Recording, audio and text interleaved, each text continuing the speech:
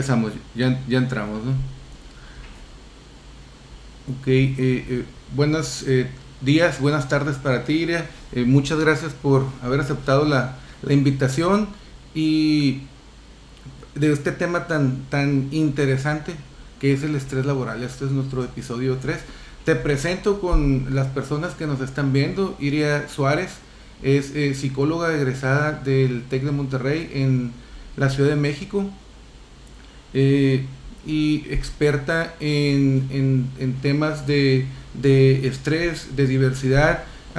Es consultora y coach de World Coaching Corporation, coach de vida, y pues tiene ya bastantes horas, más de 1000 horas probablemente, o muchas más de coaching, 2000, más de 2000 horas de coaching a pacientes en el área de psicología, y también en la parte de coach de vida y coach de liderazgo.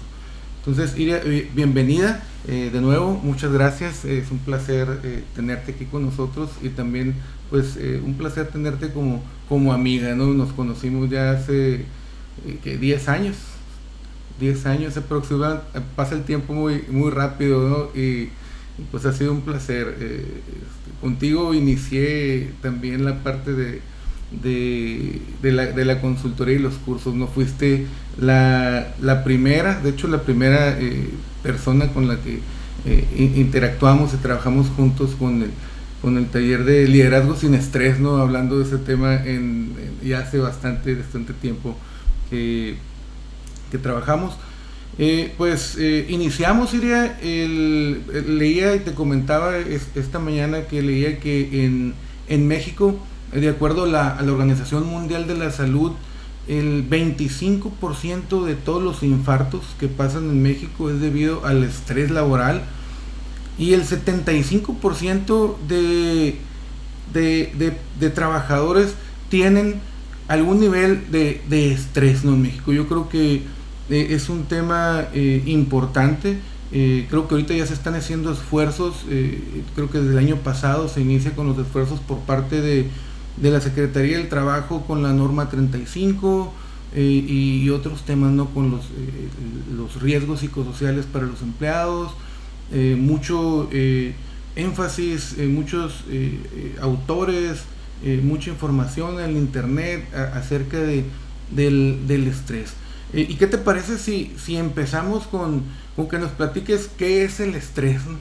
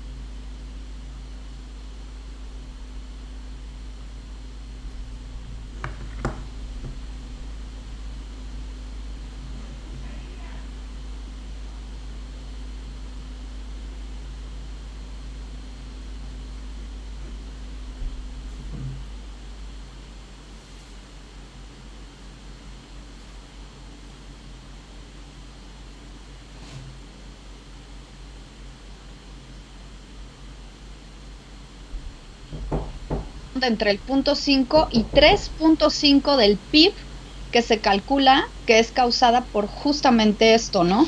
Más o menos un trabajador falta alrededor de 25 días al año por temas de ansiedad, de estrés, de ataques de pánico, de depresión. Entonces, pues si hacemos una cuenta de nómina, que es casi siempre el costo más alto dentro de las empresas, pues podemos ver el impacto tan fuerte que esto tiene, ¿no?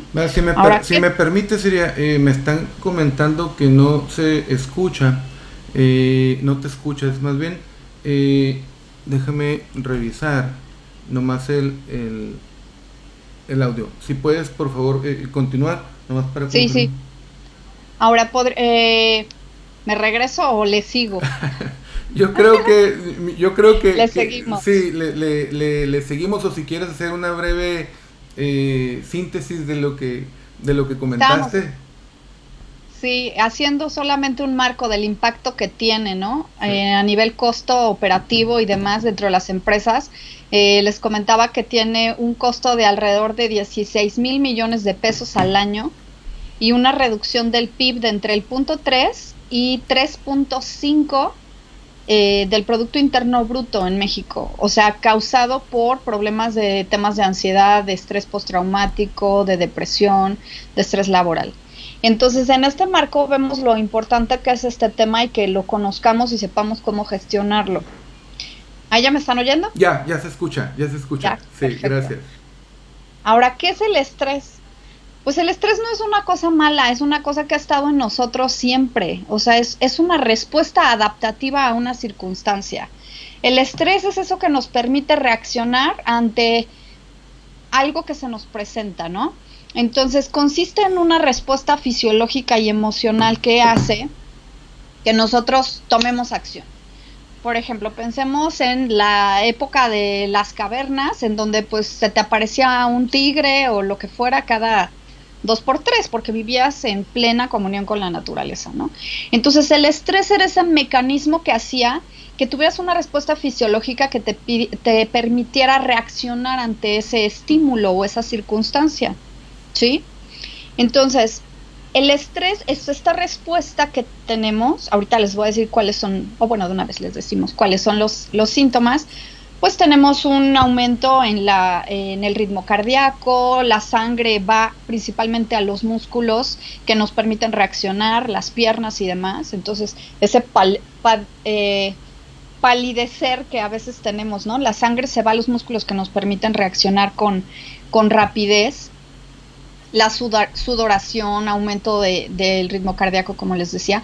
Todo esto son características que nos permiten que podamos huir de una situación o reaccionar, ¿sí?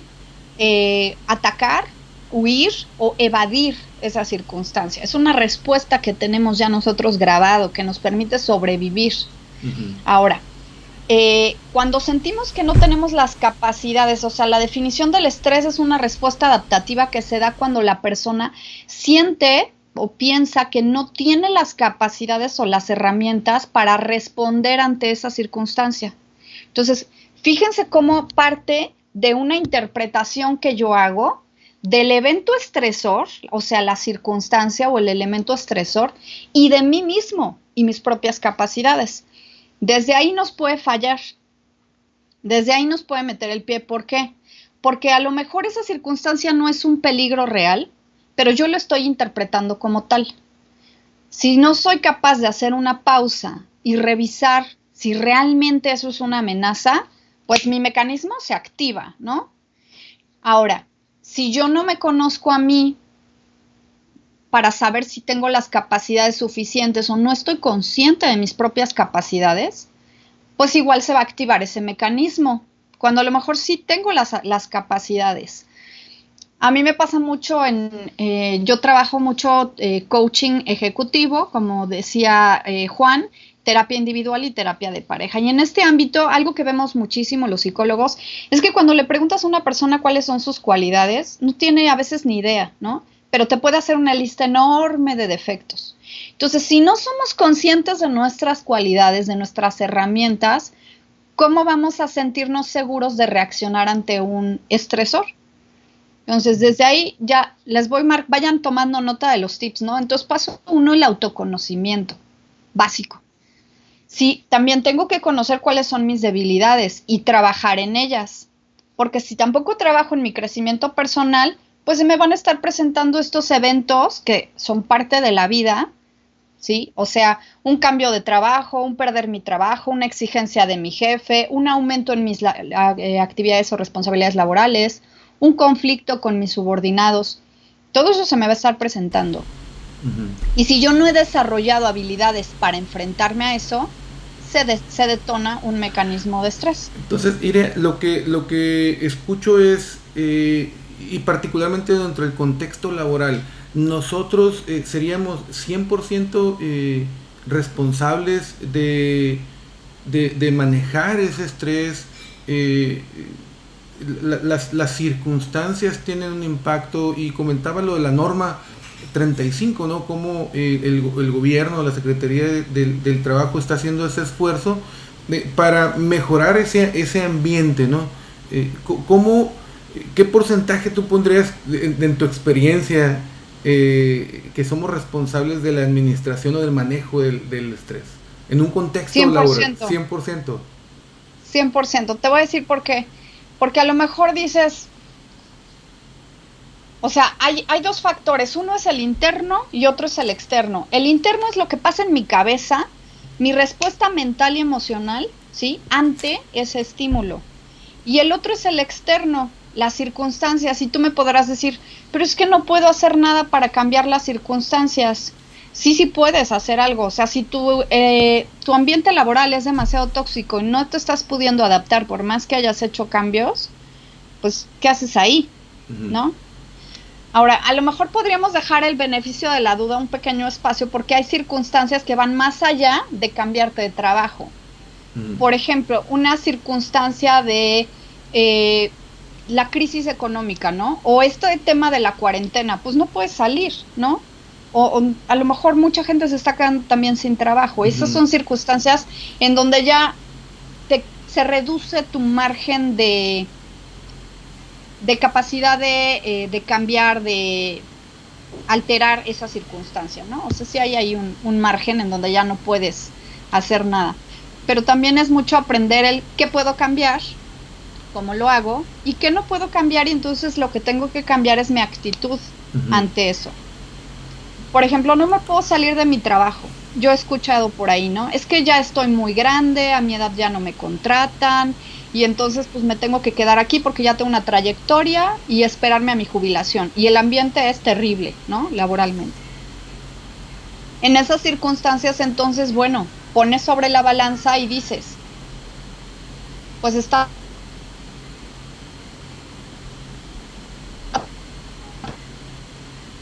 terrible, cambio mi actitud y voy en una postura de aceptación, ¿no?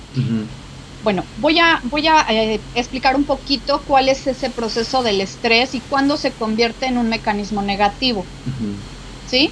Porque como estaba diciendo, es una respuesta natural que tenemos, adaptativa, que nos permite seguir existiendo en este planeta, ¿no? Ahora, cuando se presenta de inicio, a lo mejor han escuchado que hay estrés bueno y estrés malo. En realidad no hay ninguna diferencia fisiológicamente, la respuesta es la misma. El daño ocurre, o lo negativo ocurre en la permanencia, en el factor tiempo. La primera fase del estrés es el estado de alerta, ¿no? En donde se activan todos estos mecanismos que me permiten responder, ¿sí? Ahora, cuando yo permanezco bajo esas circunstancias por un periodo de tiempo prolongado, por ejemplo, si tú tienes una junta con tu jefe y entonces tienes que estar súper alerta, creativo y preparar toda la presentación y lo que vas a hacer y juntar los datos, esa activación que se da dentro de ti te puede ayudar muchísimo porque te hace estar alerta y también ayuda a la concentración. Entonces tú preparas súper bien la junta y tal, y vas y presentas. Ahí estamos hablando de lo que le llaman eustrés, ¿sí? Que es un estrés positivo, por así decirlo.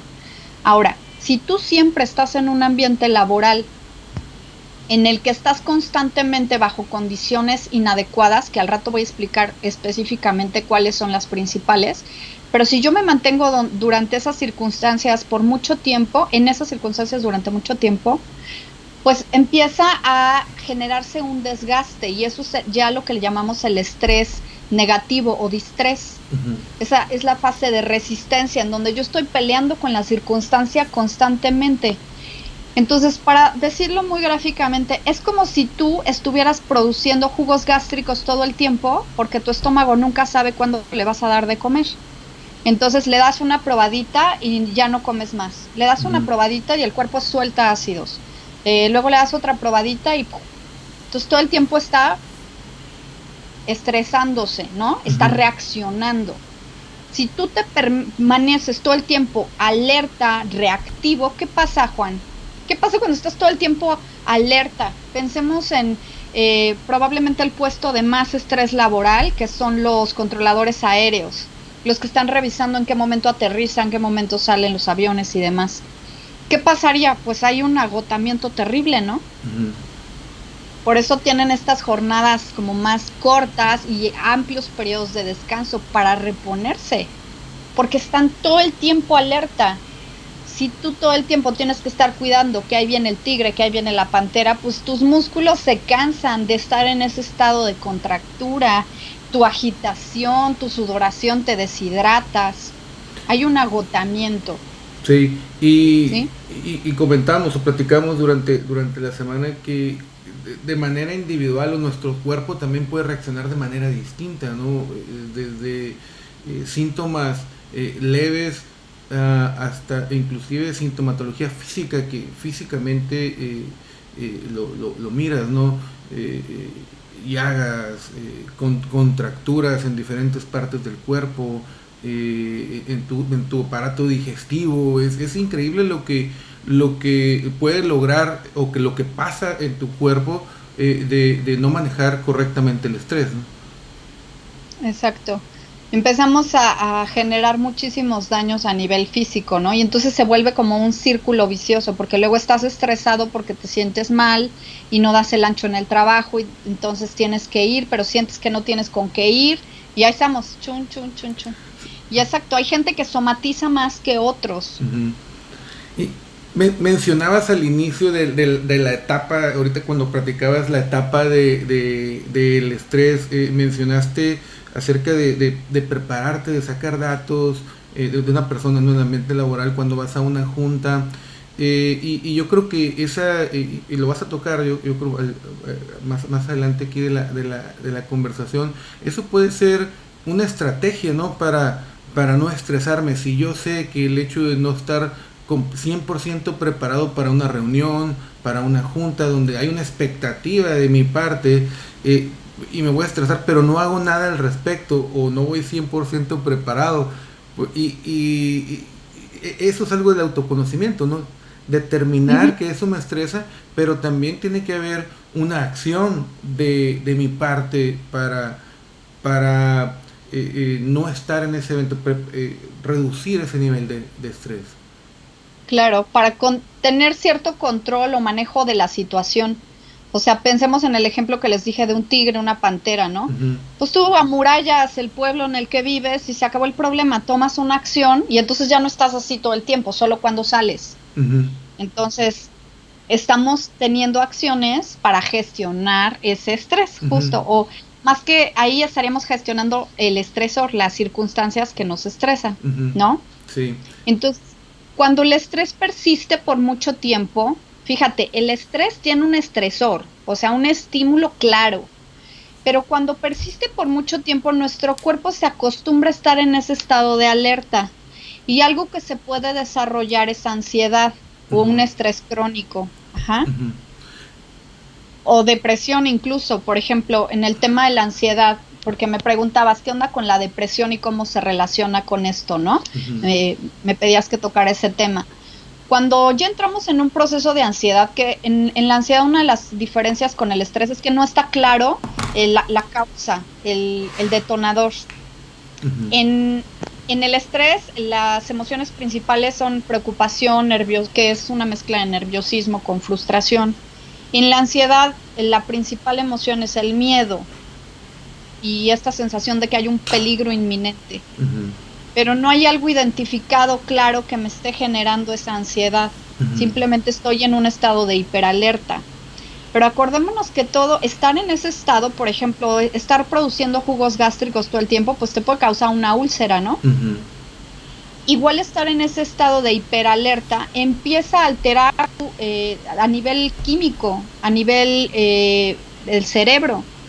Ahí se genera una alteración en los neurotransmisores porque todo el cuerpo se va adaptando y en ese adaptarse se desajusta, se desequilibran las cosas por adaptarse a otras. ujú, Entonces, yo estoy en un estado de ansiedad todo el tiempo. Ahora, cuando estoy ansioso, puedo empezar a evitar ciertas cosas Por ejemplo, la ansiedad social, empiezo a evitar el contacto social porque me siento expuesto, vulnerable, evaluado. Y entonces, ¿qué pasa cuando pierdo el contacto social o qué puede pasar? Puedo desarrollar una depresión. Ujú. Entonces, fíjate cómo se va volviendo una reacción en cadena que se puede complicar muchísimo, no solo a Así es. nivel físico, como decías, sino a nivel emocional también, muy, muy fuerte. El burnout, Iria, Ahí voy, ahí. sí, platicábamos también, ¿no?, sobre el burnout. No sé si hay alguna traducción al español eh, específica, pero lo he escuchado inclusive con autores en español, este tema, el burnout, ¿no? Y el burnout y pasa muy seguido, a todos los niveles, ¿no? Sí, A veces hablamos del estrés o del burnout, ah, en los mandos medios hacia arriba, sin embargo, sucede en todos los niveles, ¿no?, de la organización, tanto verticalmente como horizontalmente. sí, existe en cualquier persona, o sea, es un término que se utiliza para describir una sobrecarga emocional por un tema de desgaste profesional. La traducción que se utiliza es eso, desgaste profesional.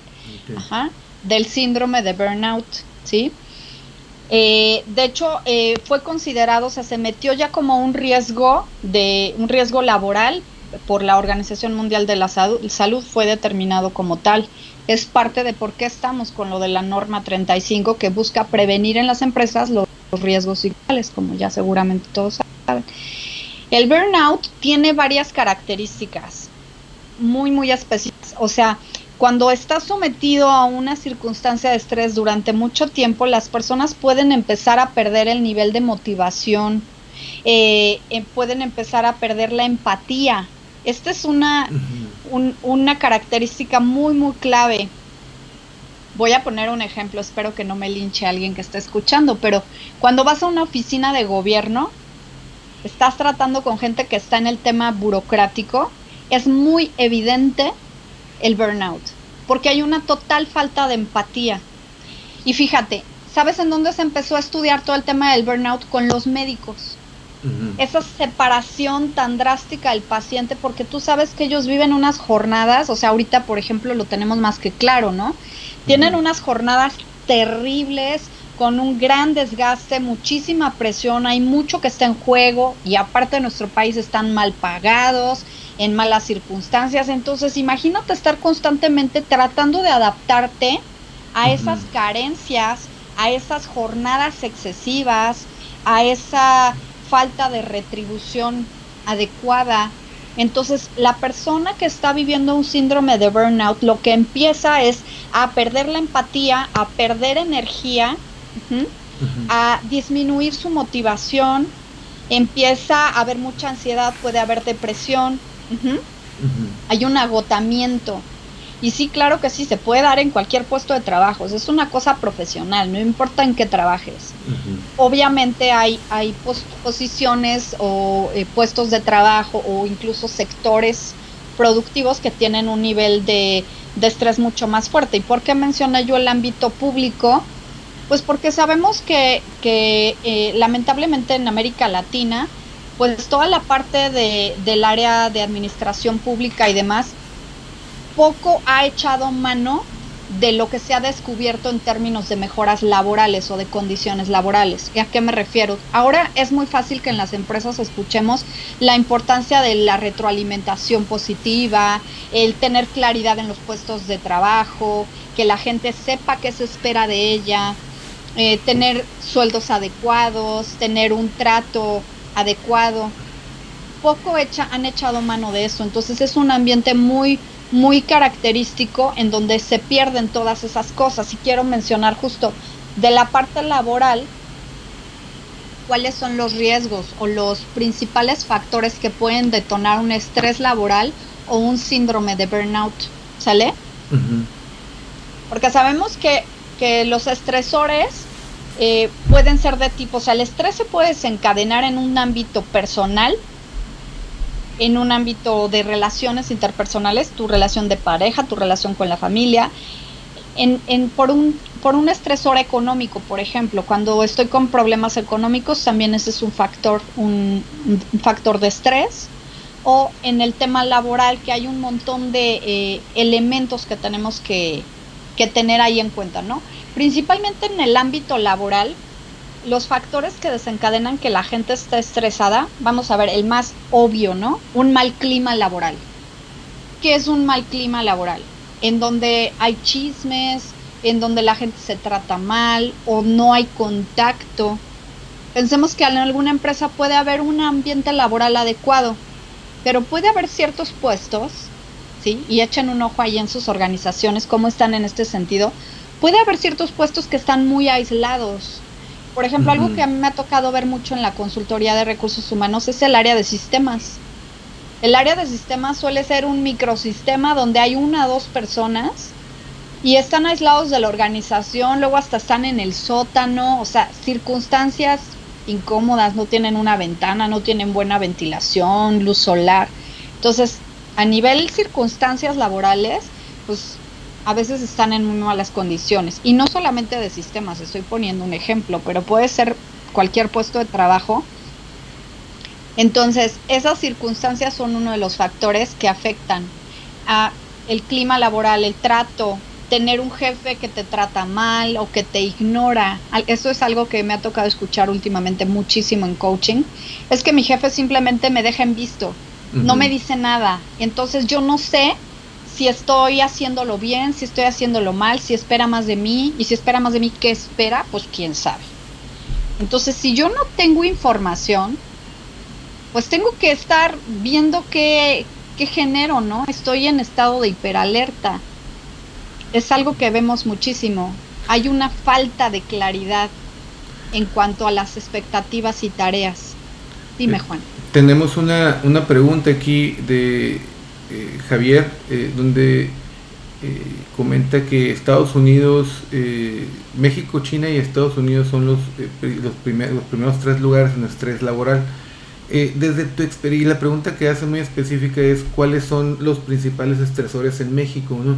Desde tu experiencia con tus pacientes, con tus coaches, ¿qué es lo que te dicen? ¿Qué piensan que es los principales estresores en México?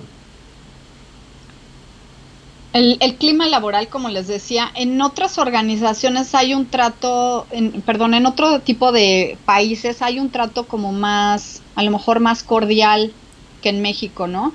Aquí sabemos que tenemos mucho el liderazgo estilo capataz, ¿no? Te pasa y te da un zape para que trabajes. Por ahí si les interesa, chéquense la teoría de McGregor de las personas X y llevan a entender gran parte de ese tema. Entonces, cuando hay que estar encima del trabajador todo el tiempo, regañando, corrigiendo y demás, pues es un factor de estrés y es algo muy aceptado dentro de nuestra cultura en México. Muy, muy aceptado. Ese es un factor. Otro, el tema de la inseguridad laboral. Una práctica que vemos mucho en las empresas en México, y no me refiero nada más a la inseguridad de que está tan inestable la economía del país que pues no sabes cuándo te vas a quedar sin trabajo. Esto va más allá de eso. Es una práctica que se ha aceptado dentro de las organizaciones y que le da en la torre a la gente, y es el hecho de que yo te hago creer que tu puesto está en riesgo.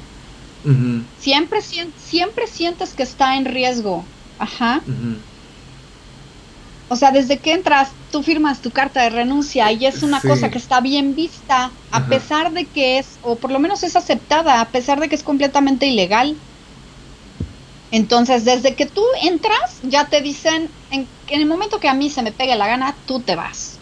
Y no hay nada que puedes hacer al respecto. O sea, simplemente tú ya sabes que si metes una demanda laboral, pues vas a estar probablemente boletinado, te vas a meter en 1000 problemas y demás. Entonces, toda esta circunstancia de falta de implementación de las leyes, de toda esa estructura, porque sí la tenemos, tenemos las normas, lo que pasa es que no se aplican. Sabemos por qué no se aplican, sabemos en la cultura en la que estamos inmersos y eso nos pega. Entonces, De hecho, hay hasta un libro, ¿no? Que dice la cultura del mexicano Psicología del mexicano. Psicología del mexicano, ¿no? Muy interesante. Ahorita se me venía a la mente cuando hablaste de la cultura, aunque la manera como lo entendí fue la cultura organizacional. ¿Qué pasa con la cultura como individuos, ¿no? De que si me miras de una manera, me miraste feo, guardamos ese rencor por muchísimo tiempo. No sé si sea alguna característica específica de la cultura de nosotros aquí en México o, o sea algo en general, ¿no? Pero lo veo mucho yo aquí, ¿no? Me miro feo, no me abrió la puerta, parece que me gritó, hasta por email sentimos que nos gritan, ¿no?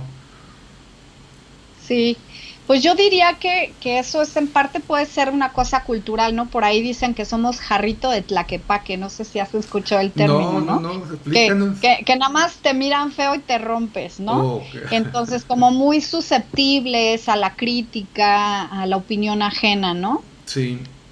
Eso sí puede ser un factor. Habría que estudiarlo bien, bien para decir si es algo cultural o personal. Pero sí, en mi experiencia sí se ve en otras culturas, ¿no? Sí se Ujú, ok. puede ver en otras culturas. Tiene que ver con la autoestima, definitivamente. Y la autoestima no es una cosa de México, es una cosa General. del ser humano y de toda la presión social que tenemos hoy en día.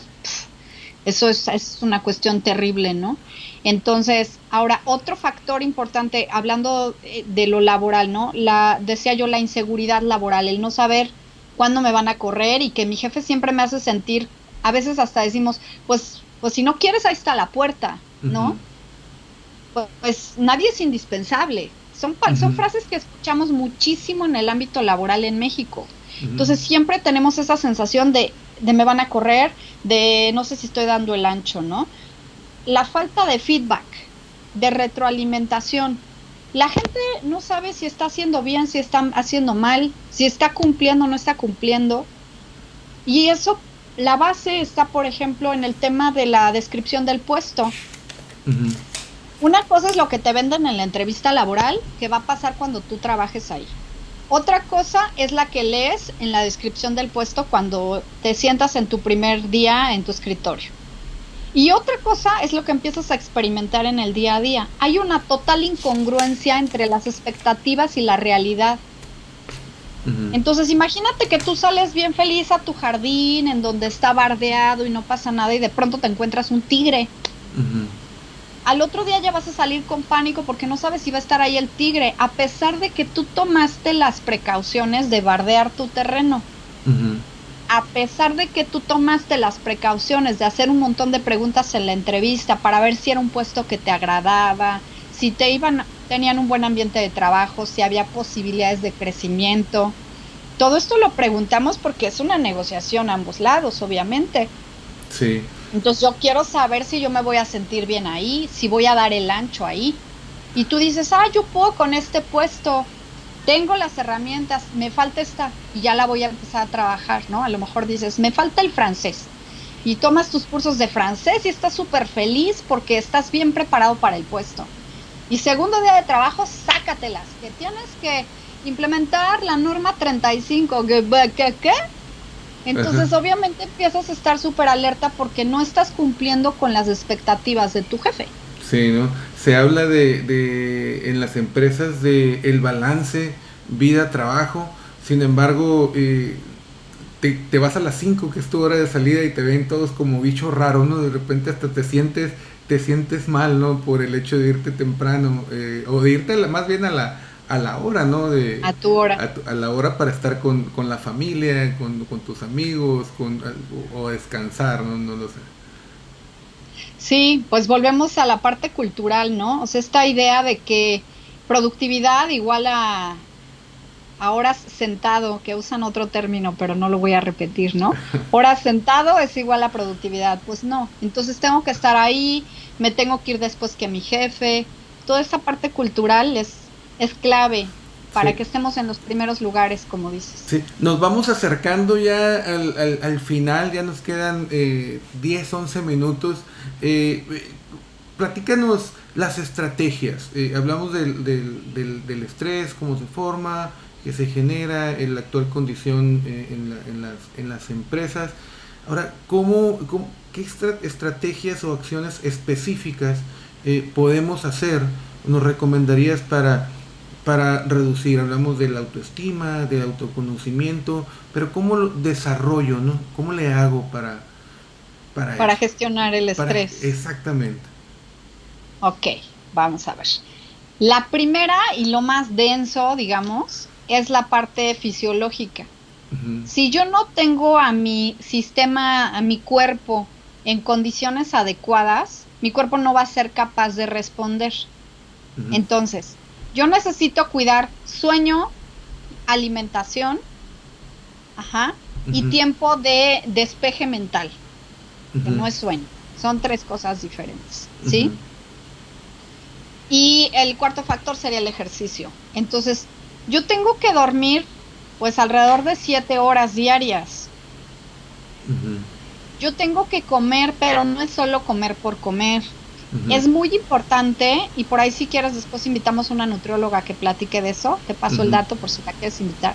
Lo importante que es respetar los horarios de comida y cómo, si yo no hago eso, mi cuerpo no sabe cuándo le voy a dar de comer y se empieza a hacer un caos, empieza a reaccionar, o sea, los picos de insulina, por ejemplo, ¿no? ¿Qué Uh-huh. pasa cuando estás bajo de azúcar? Estás cansado, estás irritable, no tienes buen nivel de concentración. Algunos hasta cuando tenemos hambre podemos comernos al que se nos pare enfrente, ¿no? Uh-huh. Entonces, cuidar esa parte es muy importante y el ejercicio es básico.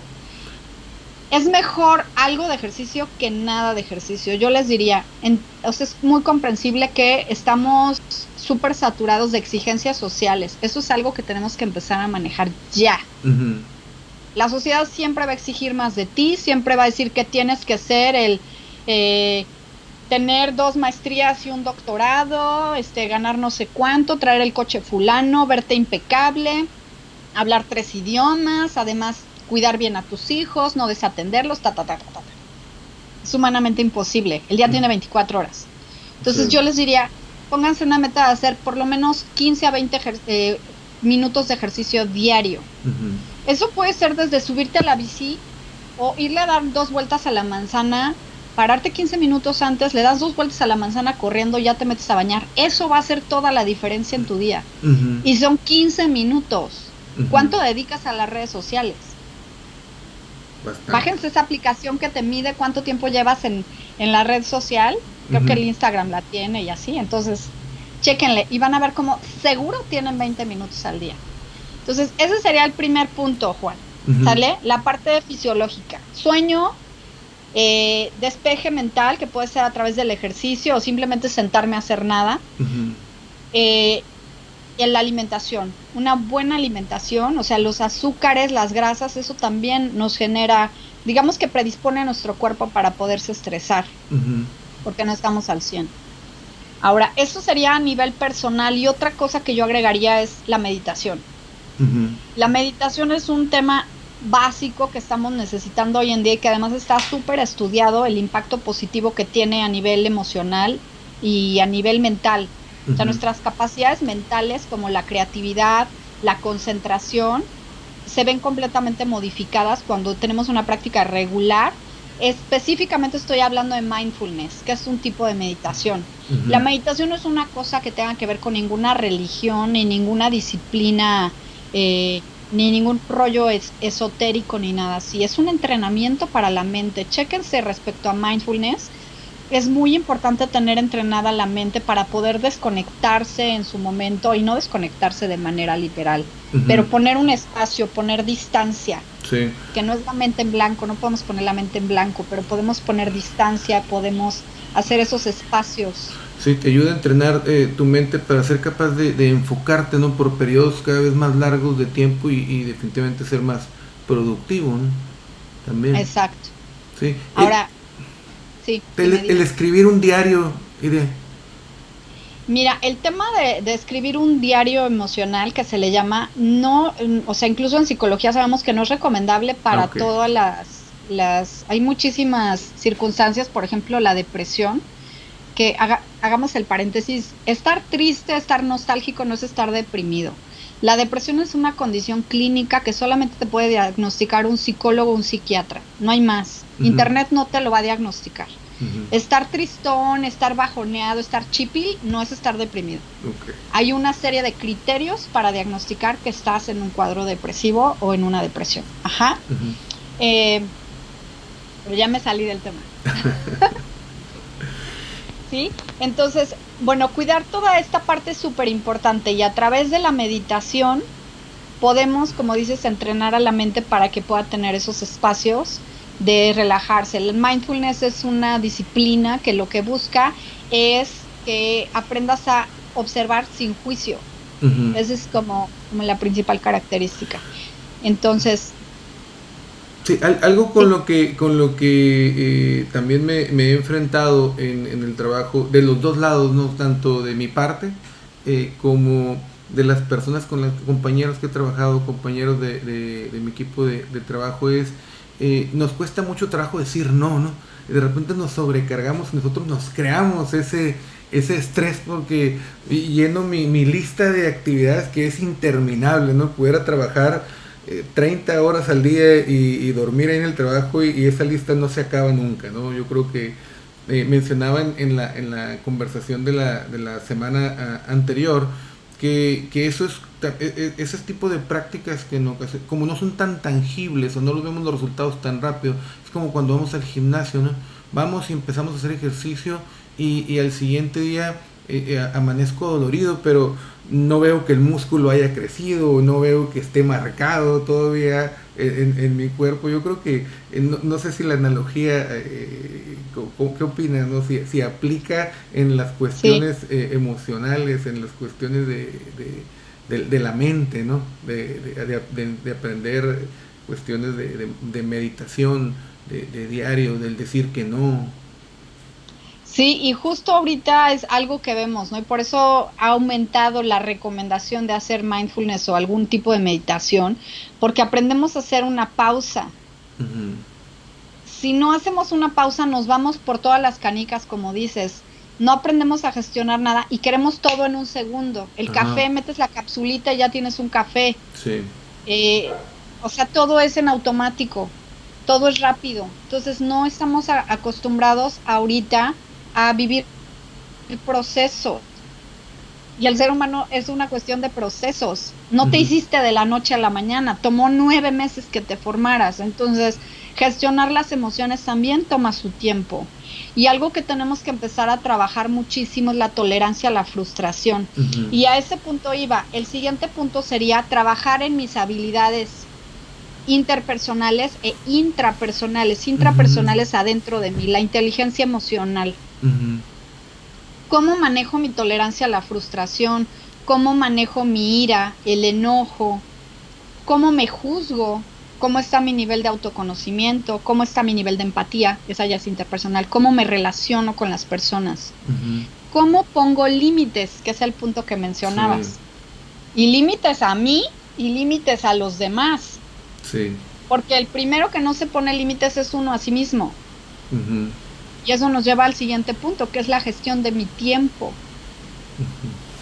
Si yo le pregunto a mis pacientes o a mis coaches, ¿cuáles son tus prioridades?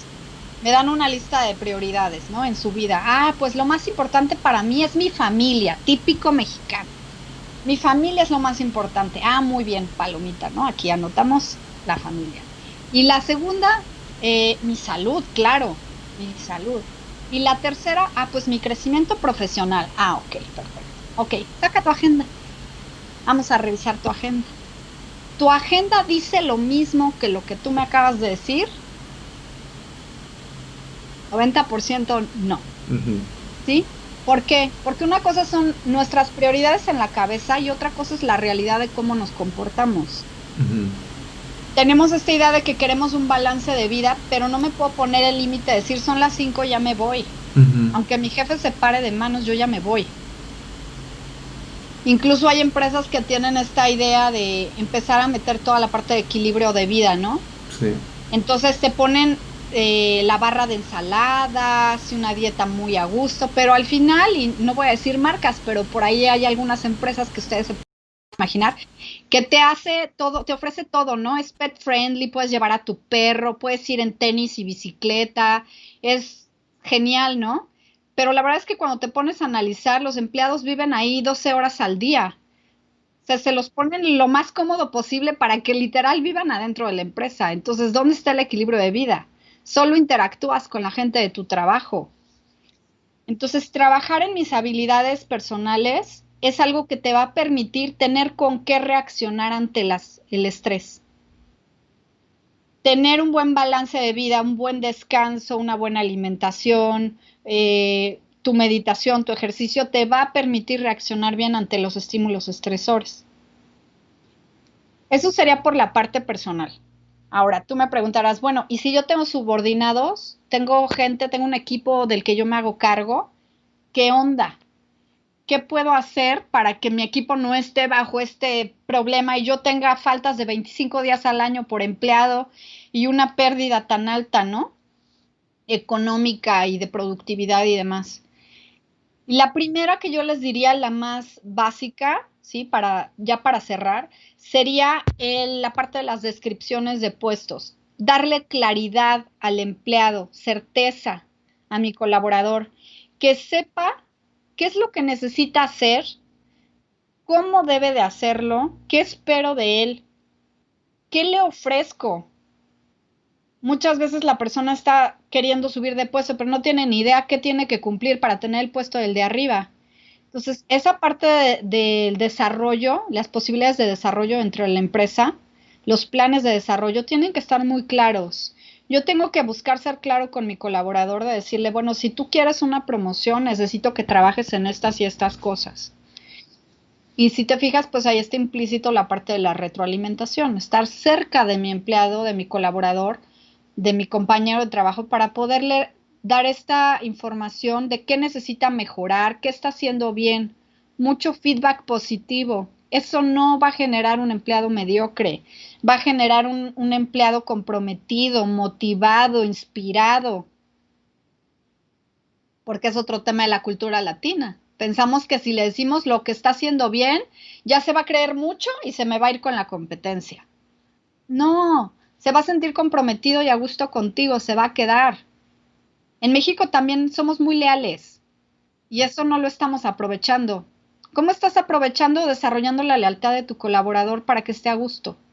¿A base de zapes o a base de un feedback positivo? Ojo con eso, ¿no? Así es, sería. Se nos acabó el tiempo, yo creo que es un tema muy, muy interesante, el tema del estrés y las estrategias. Yo creo que se pudiera profundizar mucho, mucho más en las estrategias. Muy probablemente te voy a invitar de nuevo para que nos platiques de las estrategias, cómo hacer ese mindfulness, cómo algunas personas nos resistimos, ¿no? O no sabemos, yo creo que es no sabemos cómo iniciar un proceso de meditación, un proceso de mindfulness. Mencionabas de cómo queremos los resultados muy rápidos y pues es una curva de aprendizaje como cualquier otra habilidad, ¿no? Como cualquier otra competencia. Eh, Se nos acabó el tiempo. Muchísimas gracias, Iria. Fue un placer tenerte aquí en esta Muchas conversación. gracias, Hubo Juan. algunas preguntas por ahí que ya no vamos a alcanzar a contestar. Te las voy a pasar para que Las ellos... contestamos ahí ya en el video que quede. Ahí con mucho gusto las Ok, contesto. excelente. Sí, sin Pues falta. muchas gracias. Nos seguimos viendo y espero tenerte muy pronto de nuevo aquí platicando de tu experiencia, ¿no? Sí, Un gusto, Juan. ok.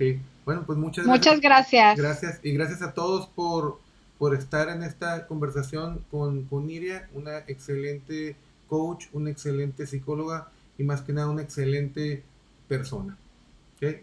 Muchas gracias, Iria. Igualmente. Hasta luego. Muchas gracias. Gracias. Bye, Bye bye. bye.